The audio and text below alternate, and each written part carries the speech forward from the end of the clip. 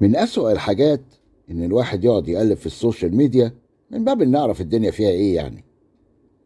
الواحد وهو بيقلب بيقع على حاجات غريبة عجيبة، وأحيانا حاجات تقرف وحاجات تركب الواحد ذنوب من كتر الحقارة اللي فيها. صعب جدا الواحد يتفرج على الوطيان ده وهو ساكت. المهم، حظ الهباب خلاني أسمع مداخلة وزير التسالي والقهاوي مع مهيب عبد الهادي.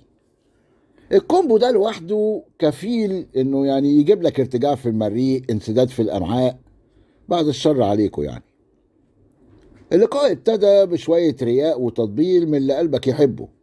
سيادة الوزير اهلا بيك وشكرا جزيلا على المجهود الجبار اللي حضرتك عامله، وشايفين الشغل على الارض يعني. هو الشغل كله على الارض فعلا، لانه شغل زبالة ومكانه الارض. المهم، سألوا عن منتخب مصر وحلم المصريين في التأهل لكأس العالم. مش عارف مين الرمة اللي فهمهم ان التأهل لكأس العالم بقى حلم المصريين. ده احنا بنلعب اثيوبيا وجيبوتي وغينيا بيساو وسيراليون وبوركينا فاسو. يا جدعان مش كفاية قرف بقى؟ وبعدين ايه علاقة الوزير انه يطمنا على المنتخب؟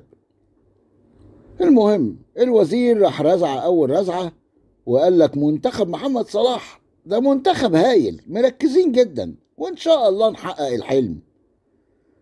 طب انا مش عارف هي اللعيبه دي بتروح المنتخب ليه؟ ما كفايه محمد صلاح ينزل يكسب باسمه يعني، لان بعد كده هيبقى محمد صلاح اتأهل لكاس العالم، محمد صلاح بيلعب في كاس العالم، محمد صلاح خرج من كاس العالم. الباقي دول كلهم لعيبه وجهاز كده، شويه كومبارسات وقلاضيش. ويبقى السؤال، هو لو محمد صلاح ما جاش هل الوزير هيروح يطمن على المنتخب ويتصور؟ اعتقد كلنا عارفين الاجابه. وفي الآخر مهيب شكروا على تدخله مع اتحاد الكورة لاحتواء أزمة الحضري وأحمد حسن وحسام حسن وشوبير. حتى دي كمان عايز ياخد فيها اللقطة. ايه التدخل اللي عمله الوزير يعني؟ ان ابو ريدة طلع قال الكلمتين الخايبين اللي قالهم اللي مالهمش اي 30 لازمة؟ بعد كده الوزير قعد يرغي بقى في انجاز قانون الرياضة العبقري والنقلة النوعية اللي هينقلها للرياضة. يا سلام.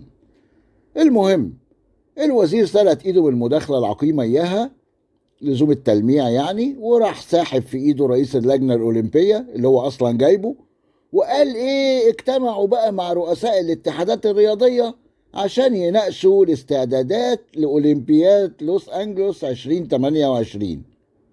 تاني انت؟ استعدادات تاني؟ وهنصرف 2 مليار تاني ونرجع بقى من لوس انجلوس بستات حوامل ولاعيبه تايهه ومش لاقيينهم، معرفش طلعوا على الحدود، وفضايح من اول وجديد.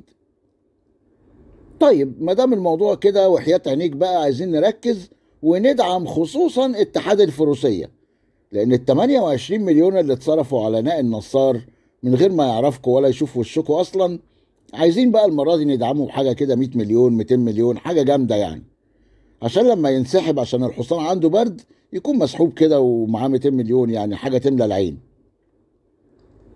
وختمت بقى بشغل رخيص قوي، لزوم اللقطة المعتادة، وصوروني يا جماعة وانا في المقصورة لابس تيشيرت المنتخب، ونزلوا بقى الصورة على كل المواقع عشان مصر كلها تعرف ان الوزير هو الداعم الاول لمنتخب محمد صلاح، وهو بيلعب في غيط العنب اللي قفلناه وشحطتنا الاندية المتعاقدين معاه، عشان في الاخر نشوف منتخب محمد صلاح بيلعب في النقر والحفر والمنظر العرة اللي شفتوه ده.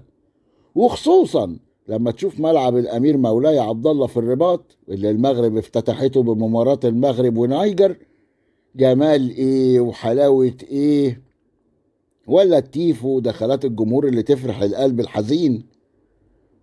ده الفرق بين الناس اللي بتحب بلدها بجد وبتشتغل عشان بلدها تبقى احسن بلد، وبين الناس اللي عايشة بس عشان تتصور بتيشيرت المنتخب والناس تقول يا سلام على الوزير الوطني، وانا وطني وطني وبطنطن.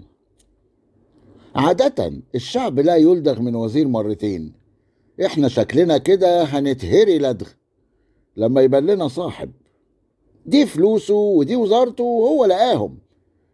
المصيبة ان شكله كده ناوي يقعد لأولمبياد لوس انجلوس 2028. صبرنا يا رب، ناس ما عندهاش دم.